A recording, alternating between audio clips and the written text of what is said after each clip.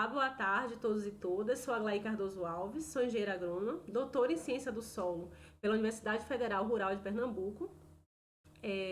De antemão, já gostaria de agradecer a organização do 7º Simpósio Meio Ambiente pelo convite. Vou tratar aqui com vocês um assunto extremamente importante e que tem tudo a ver com o meio ambiente, que é a compostagem de resíduos orgânicos. E no mais, já agradeço aqui a presença de todos e todas e eu vou compartilhar com vocês a minha tela para a gente conversar um pouco sobre a compostagem de resíduos orgânicos. Então, o conceito de compostagem ele está relacionado ao fluxo de nutrientes. No início da civilização, grande parte da sociedade era rural.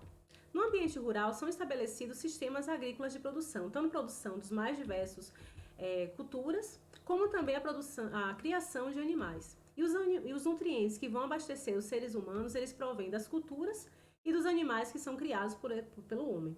Os resíduos gerados pelo homem, pelos animais e pelas culturas retornam ao solo, fechando dessa forma um ciclo de nutrientes. No entanto, quando essa sociedade ela deixa de ser rural, ela torna-se uma sociedade urbanizada, esse ciclo agora não é mais de uma maneira tão eficiente, porque os nutrientes eles saem do ambiente e não retornam ao solo, gerando problemas, como por exemplo o esgotamento do conteúdo de nutrientes das áreas de produção agrícola. Quando falamos desse esgotamento, um bom exemplo de falar é o fósforo. As reservas de fosforita, que é uma fonte de fósforo, é um recurso não renovável. E a partir de 2050, que nós vamos ter uma população de 9,7 bilhões de pessoas, é necessário de quê? Mais produção de alimentos. E vamos precisar de mais adubos para produzir mais alimentos. E essa fonte, segundo alguns dados, ela tende a se esgotar até 2100, devido a essa duplicação dessa grande produção até 2050 e depois o esgotamento dessa fonte de nutrientes. Imagine produzir sem fósforo. Não é isso que é um elemento essencial, extremamente importante para o desenvolvimento e crescimento das plantas. E uma outra questão, quando a gente quebra esse ciclo, é a poluição ambiental. O homem ele produz uma grande quantidade de resíduos que são depositados no ambiente de uma forma errônea, de uma forma não consciente, e a gente acaba poluindo os recursos naturais, a água, o solo, o ar, devido a essa grande quantidade de resíduos que são jogados de uma forma inadequada no ambiente. Uma grande solução para isso vem a ser a compostagem, porque nós vamos reaproveitar esses resíduos que são gerados pelo homem para transformar em adubo. E a compostagem, gente, não é algo novo, é uma tecnologia, pode-se dizer assim, milenar. Ela começou a ser feita, foi realizada pelos chineses. Os chineses eles formavam essas leiras de material orgânico e esperava o processo de fermentação. E depois desse processo, ele incorporava esses elementos, esse material, esse resíduo no solo, melhorando o crescimento dos vegetais, promovendo um melhor crescimento de vegetais. Aí já tem uma outra passagem, que fala que na Europa, no século XVIII e século XIX, os agricultores eles levavam para as cidades as frutas, verduras, para comercializar, e na volta eles traziam para suas terras resíduos urbanos e faziam compostagem com esses resíduos urbanos. E na década de 70, uma outra passagem vem falando sobre a importância e sobre a preocupação das pessoas na preservação do meio ambiente. E aí essa técnica, que é a técnica de compostagem, ela ressurge com toda a força. No entanto, nessa época veio para ser feito o processo de compostagem o lodo de esgoto. E assim, coloquei aqui o que é a compostagem. Só para dizer a vocês que a compostagem ela acontece de forma natural, de forma espontânea na natureza. Se nós pegarmos uma quantidade de resíduos vegetais, nós amontoarmos e deixarmos um tempo, esse material ele vai ser umificado, sem haver sem interferência do homem. E a compostagem vai ser quando esse homem o homem vai criar um procedimento que vai acelerar esse processo de decomposição dos materiais orgânicos. Ele ocorre de uma forma natural na natureza, mas o homem ele vai intensificar, vai acelerar, vai direcionar esse processo de decomposição dos materiais orgânicos. Existe aqui uma definição melhor sobre compostagem, que ela é definida como um processo aeróbico controlado. Mas não quer dizer que anaeróbico também não aconteça, né? Mas o aeróbico, ele é mais rápido e ele também não gera odor. Então, ele é mais interessante, né? Quem vai estar direcionando esse processo de compostagem vai querer que ele seja aeróbico para não deixar odor, né? E nem atrair vetores.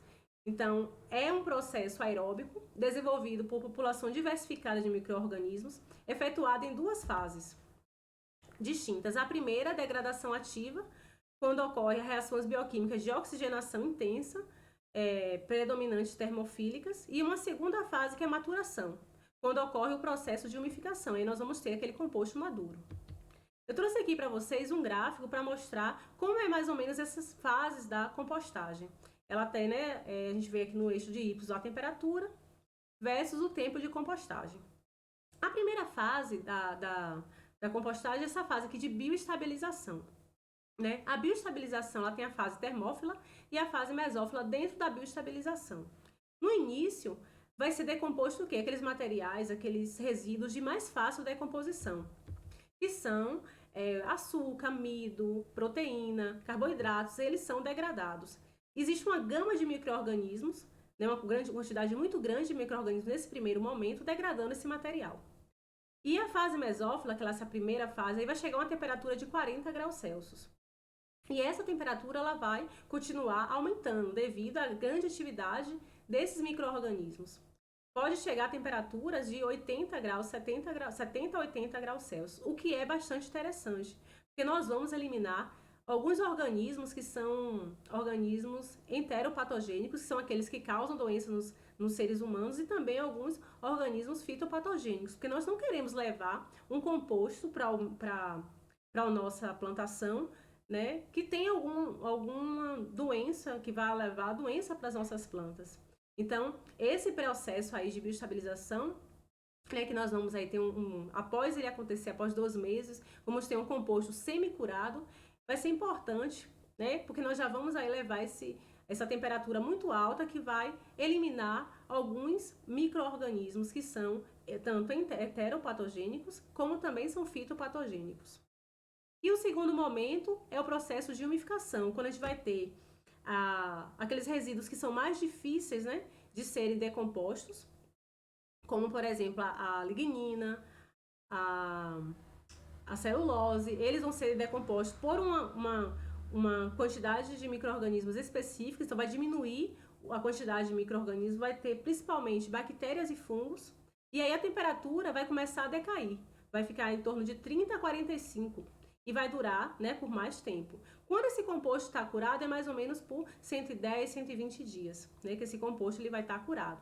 Um composto curado vai ser um composto que vai ter, né, um odor característico, uma textura característica, então normalmente ele não tem mau cheiro, ele tem uma temperatura mais ambiente. Nós vamos falar disso, desse composto curado, no final, mas, né, mais à frente. E quais são os objetivos da compostagem? Um dos objetivos nós queremos um material estável. E aí, muito vendo o que eu já falei anteriormente. O material estável é aquele que vai estar livre de substâncias tóxicas, é aquele que vai estar... uma substância vai estar polimerizada, né? Vai estar livre de micro-organismos patogênicos, micro-organismos fitopatogênicos.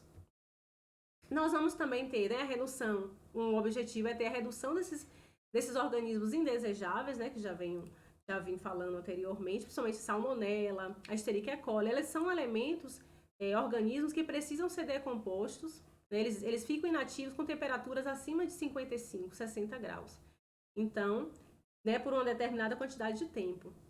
Então, é necessário que ele alcance aquelas temperaturas mais altas para que esses organismos eles sejam eliminados desse composto.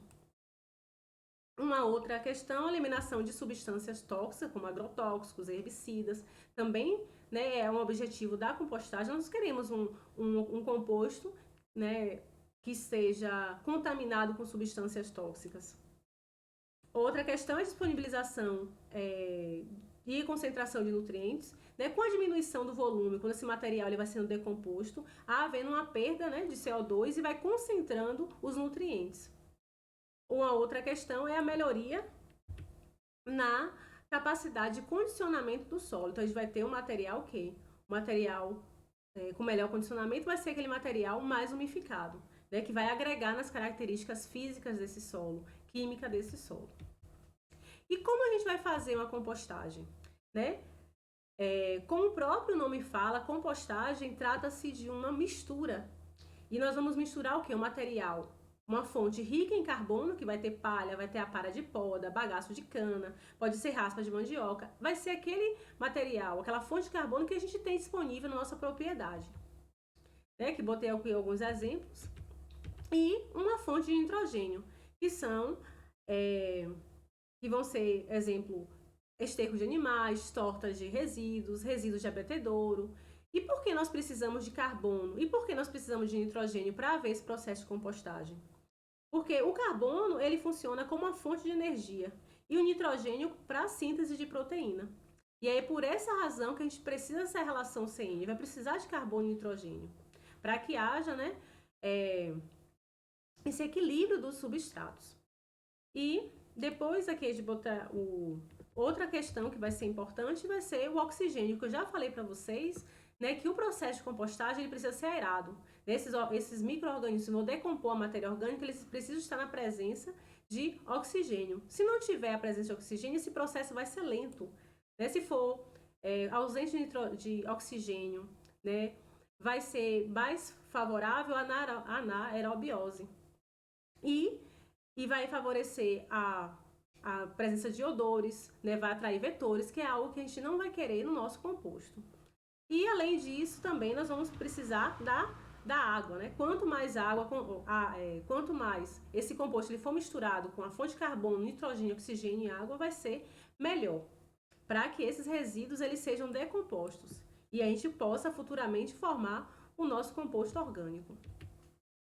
E nós fazemos nesse material, o nosso material, a nossa compostagem ela é feita em formas de monte, de pilhas, né? Isso vai ser muito importante porque é uma forma de melhorar a aeração, né? Melhorar a drenagem. Então, ele é feito nesse formato, normalmente se vê nesse formato, porque vai favorecer a aeração e a drenagem desse material. E os formatos existem formatos, né? Exemplo, a gente pode trabalhar com formato triangular, que é um formato que ele é muito requerido em ambientes onde tem, principalmente em épocas de chuva, ambientes mais chuvosos, porque ele evita o acúmulo de água. Enquanto que esse outro modelo aqui, o trapezoidal, ele é um tipo de leira que é mais requerido em regiões mais secas, porque ele vai ter essa capacidade de armazenar água. Enquanto que o monte, quando a gente tem assim, uma quantidade pequena, né, a gente quer fazer uma compostagem pequena, a gente opta pela essa forma de monte, né, de pilha, fazer essa pilha. Quando a gente vai usar, né, uma quantidade pequena de material para fazer a compostagem. E o local, né? Tem algumas observações aqui sobre o local que deve ser feito a nossa leira. Uma delas é que tem um piso impermeabilizado. A gente não vai querer estar misturando solo com esse material, porque vai mudar as proporções. E essa impermeabilização, ela pode ser tanto artificial, como a gente pode usar o cimento, asfalto, né? Pegar uma área cimentada, asfaltada, às vezes a gente coloca uma lona no chão. Ou então pode ser um solo que está compactado. Porque também, quando a gente estiver vendo esse processo da compostagem, vai haver a formação de chorume. E a gente não vai querer que o chorume ele contamine o nosso solo, não é isso? E existe também algumas técnicas que faz um circuito um circuito com canaletas, né, drena esse chorume e esse chorume ele volta para a leira para regar essa leira e a gente vai ter menos perda de nutrientes. É necessário também que haja um declive no terreno, né, de 2 a 3%, para que a água ela não fique empoçada e aí não favoreça o processo de anaerobiose. Uma outra questão também são as dimensões da leira, né? Quando a produção é em grande escala, a gente pode ter uma altura maior. Quem vai fazer esse revolvimento não são pessoas, mas são máquinas. E a largura também é maior.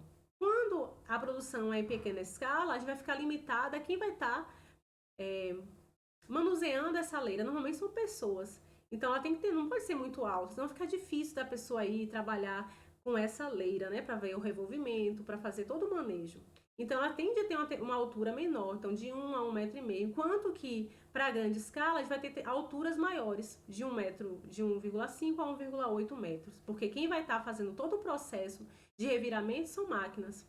Né? E a largura. A largura, gente, é importante também dizer a vocês que ela pode dificultar, né, o processo de aeração. Então, leiras muito largas, ela pode ter uma aeração dificultada. E leiras também muito pequenas, muito estreita, ela pode ter uma aeração, ser muito aerada e acabar não retendo água.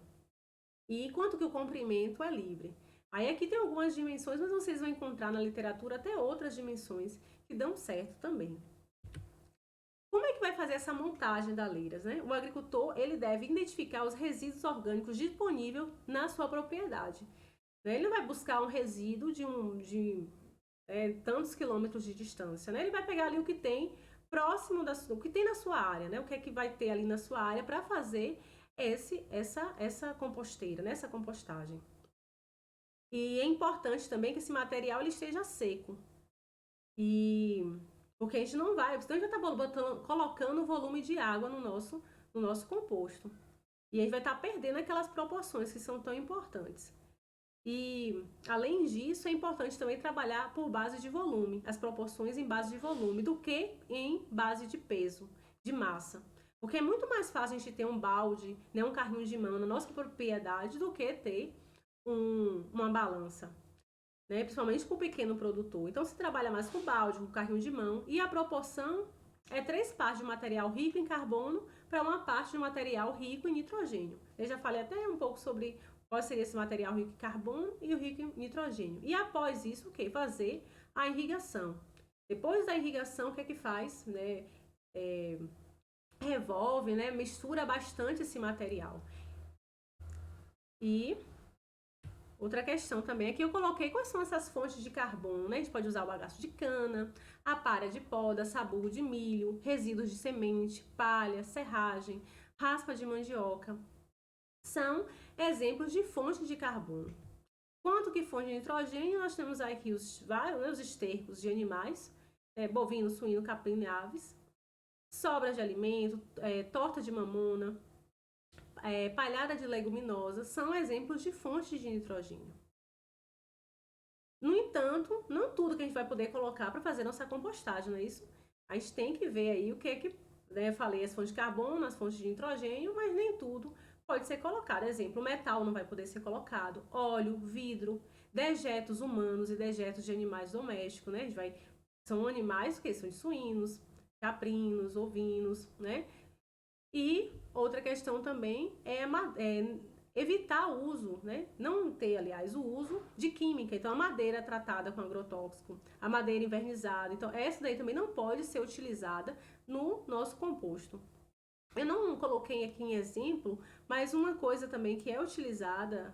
e a gente, antes disso, falar aqui. Isso não pode ser utilizado para não afetar o ciclo dos micro-organismos. E a gente também pode utilizar alguns aditivos, como chorume, né, alguns adubos, para incrementar na fertilidade desse composto. Aí eu coloquei aqui alguns fatores que vão influenciar a compostagem para falar para vocês. Né, a relação carbono e nitrogênio é um exemplo aí de um fator que vai estar influenciando. Eu já falei até um pouquinho dele, né? Então, vai estar influenciando na compostagem, os micro-organismos, a aeração, umidade do solo, né? Umidade desse composto, desculpe. Temperatura. Aí aqui, né? A relação carbono e nitrogênio. Os micro-organismos, eles geralmente, eles apresentam em suas células proporções de 10 partes de carbono para cada parte de nitrogênio.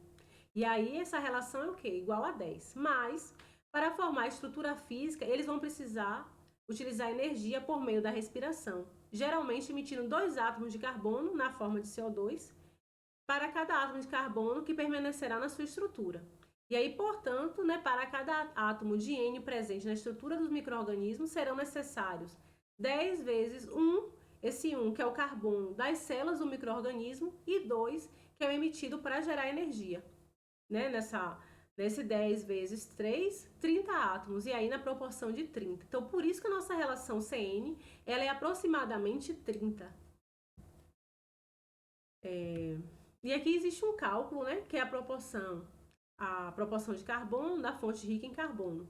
Né? Ele vai usar a relação de carbono, nitrogênio da mistura, vezes a proporção da fonte rica em nitrogênio, a percentual da fonte rica em nitrogênio, menos o percentual da fonte rica em nitrogênio, de carbono da fonte rica em nitrogênio, dividido pelo percentual da fonte rica em carbono, né, a quantidade de carbono, menos a relação CN da mistura, vezes o percentual da fonte rica em carbono, a quantidade de N. E aí eu coloquei esse exemplo dessa tabela, né, o teor de carbono 42, né, a fonte rica em nitrogênio 35, o teor de N da fonte rica em carbono 0,6 e da fonte rica em nitrogênio 3,5. E aí eu substituindo, né, nesse caso aqui as proporções da fonte rica em carbono, deu 2,92 para 1.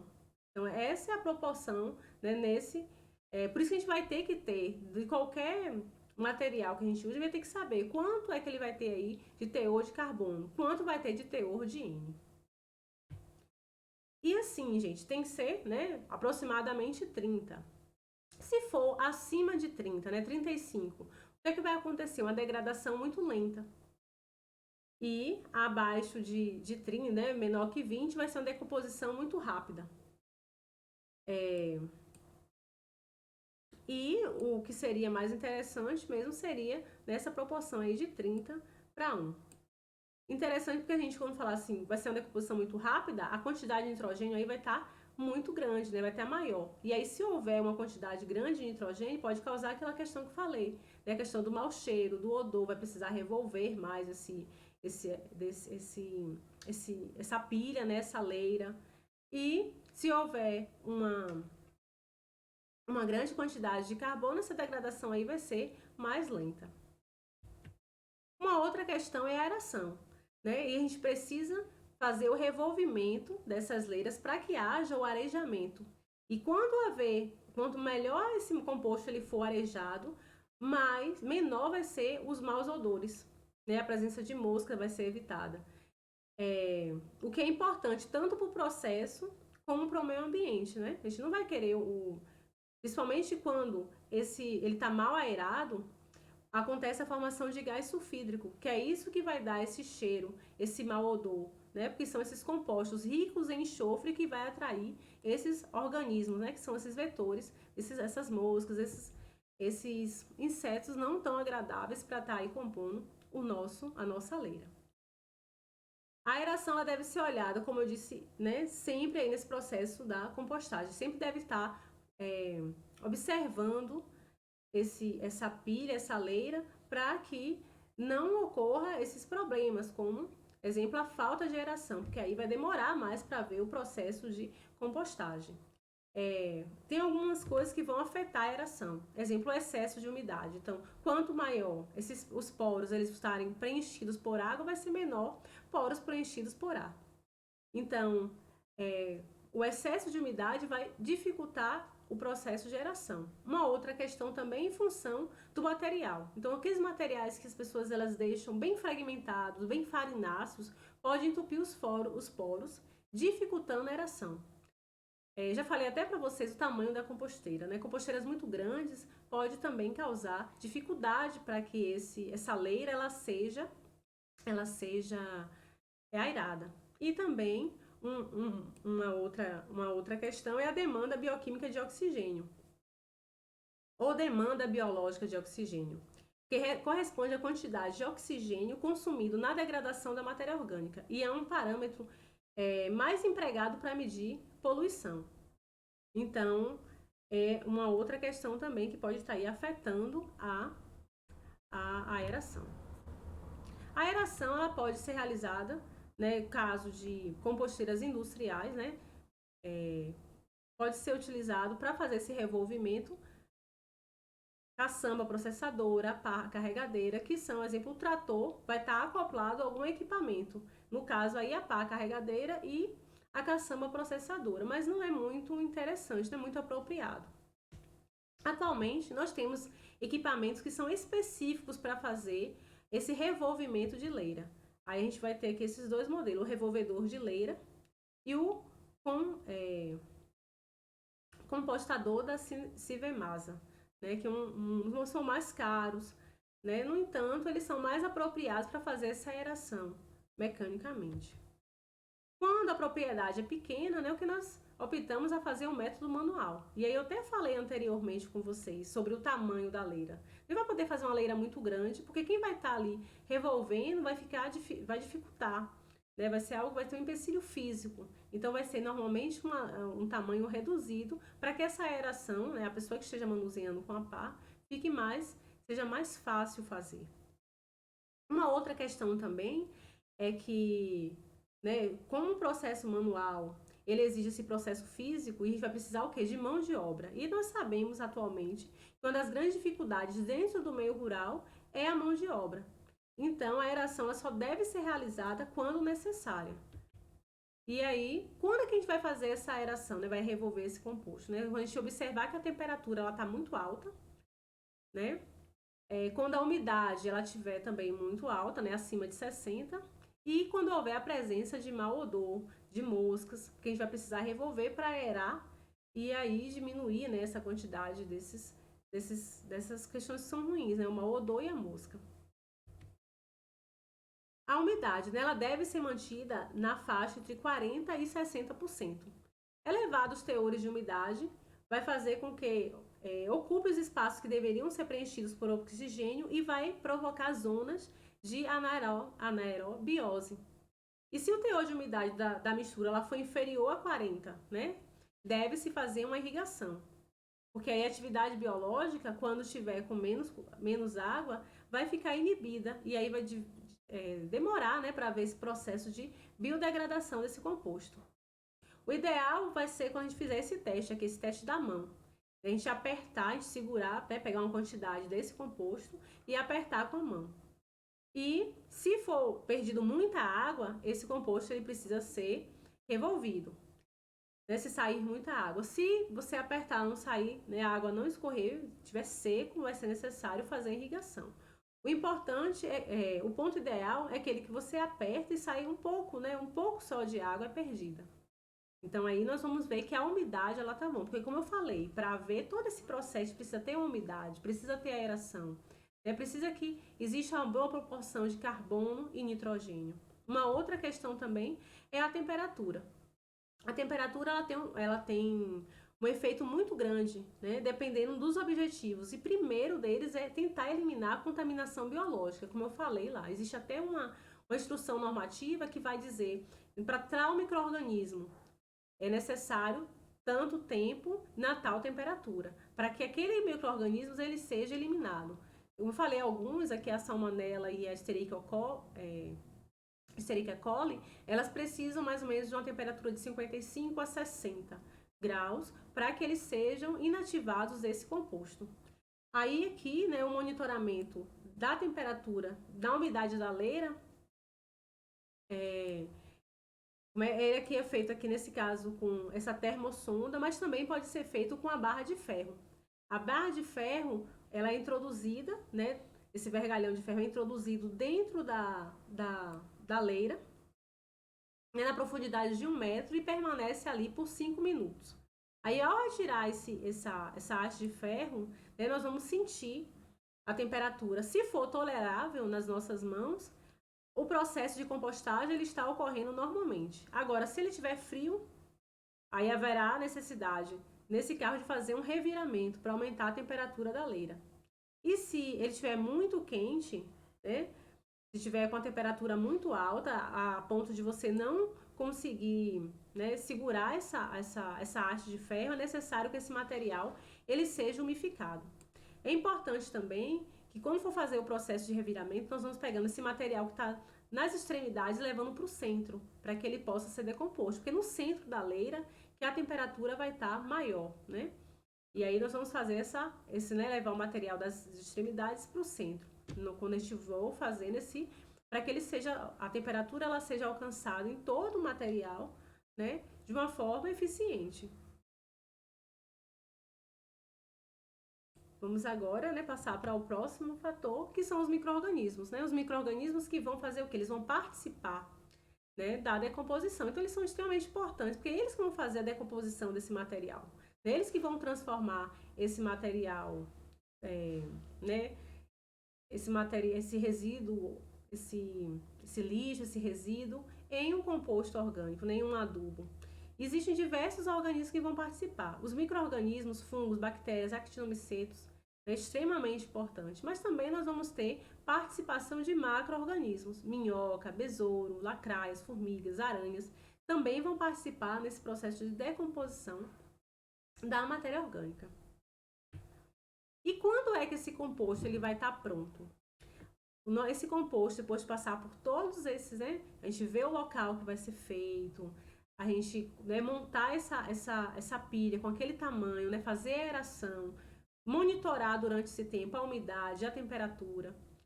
Ele vai estar pronto, né, quando a temperatura desse composto estiver abaixo de 35 graus Celsius. Ele vai apresentar uma coloração escura, né?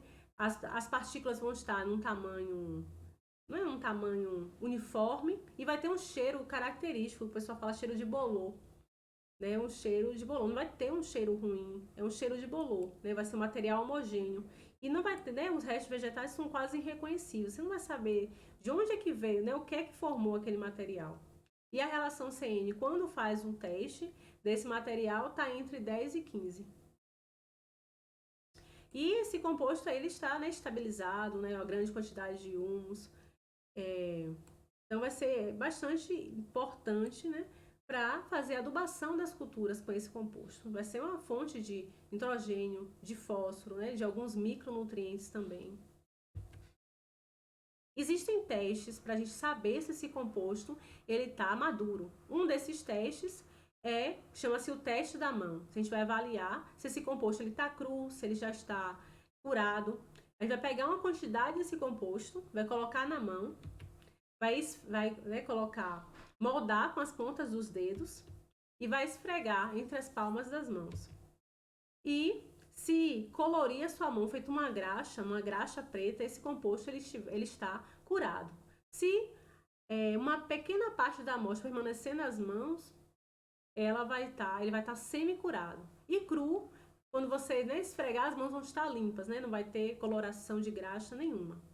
Então é uma das formas de a gente ver se o composto ele está curado, semi-curado. Uma outra forma também, eu não coloquei aqui em imagem, mas é quando você coloca num copo pega uma porção desse composto e coloca dentro de um copo de água e mistura.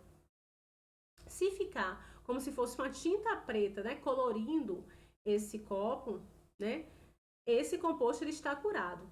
Agora, se a água ela não se torna escura e se deposita no fundo do copo, esse composto ele não está curado, né? Então vai necessitar de mais um período para ele ficar, para ele ser curado, né? Um período ali mais fazendo revolvimento, monitorando a temperatura, né? Molhando, deixar um período a mais para ele ficar um composto curado. E assim, depois que nós temos esse composto, a gente precisa de cuidados, né? Se a gente não for utilizar ele logo, ele pode sim ficar armazenado. E pode ficar armazenado até 1 ano. Agora é o que? Deve proteger ele da chuva, né? Proteger contra a ação do sol, porque senão ele vai ficar ressecado. Se ele tomar muito sol. E a chuva, ele deve perder a sua... né? Não ficar numa forma muito interessante, não é isso? Se ele ficar exposto à chuva. E para isso a gente pode fazer de uma forma também, né? Pode cobrir ele com a palhada para evitar essa desidratação, não ficar seco. E aqui só mostrando a vocês, né, que o tempo com que esse material ele vai estar curado. Quando ele tiver com mais ou menos 120 dias, nós podemos destinar ele para produção de substratos. As hortaliças, elas são utilizadas com esse composto curado, né, com aí em torno aí de 120 dias. É muito utilizado para a produção de hortaliça. Quando ele estiver mais ou menos com 90 dias, ele é aplicado em formas para adubação em covas, adubação em suco, e ele vai estar aí, né, tanto 90 vai estar semi-curado. E com 60 dias a gente vai ter um composto estabilizado. Ele pode ser utilizado quando ele vai estar disponibilizando ainda nutrientes. Então ele pode ser incorporado ao solo e mantido aí incorporado e sendo utilizado como adubo de cobertura, né, para as mais diversas culturas, né, para as mais diversas finalidades. Então, assim, a gente viu aqui, é muito pouco tempo para a gente falar sobre compostagem, mas a gente conseguiu ver pelo menos o básico. Eu vou deixar no final aí da apresentação o meu e-mail para vocês entrarem em contato. Qualquer dúvida, né, vocês podem falar, mas pelo menos vocês têm uma ideia e aonde buscar. Né? Então, a gente vai ver aí as proporções de carbono, de nitrogênio, como fazer essa pilha, né? As formas que existem, o processo de aeração, quais são os fatores mais importantes, né? Quando esse composto está com 60 dias, para que ele serve? 90 dias, para que ele serve? 120 dias, para que ele serve? E, para finalizar essa palestra, eu coloco 4 considerações finais. Uma delas é que o composto orgânico produzido, ele deve ser utilizado com critérios técnicos, pois seus critérios em grande quantidade podem resultar em problemas, assim como observar na adubação química. Não é porque é um composto orgânico, posso lá e colocar uma quantidade, né, exorbitante de composto numa espécie, né? Porque ali vai ter sais, vai ter nutrientes, e em excesso ele pode prejudicar as plantas. E aí nós vamos fazer uma nutrição desequilibrada. Então esse composto ele deve sim, né, ser feito uma análise química desse composto para que ele possa ser recomendado como uma adubação orgânica, não colocado de uma maneira exórbita ou então deficiente, né? Tem que colocar na quantidade correta para que esse composto ele seja bem utilizado.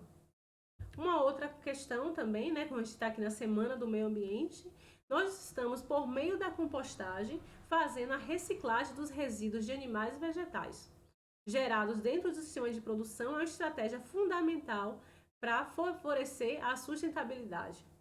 E esses resíduos eles podem ser aproveitados, né, na forma de adubo para o solo. Então imagine, como eu falei até no início, né, que o brasileiro ele produz 1,2 quilos de lixo, né? Dessa quantidade, metade é composto orgânico. Se a gente conseguisse tirar essa metade e dar um destino para essa quantidade de lixo, né? Transformar ele em adubo e utilizar ele nas plantações. E no final do processo, nós vamos ter um composto que vai estar isento de contaminação e com elevado grau de estabilidade e maturidade, para que se obtenha as vantagens, né, que são proporcionadas pelo humus.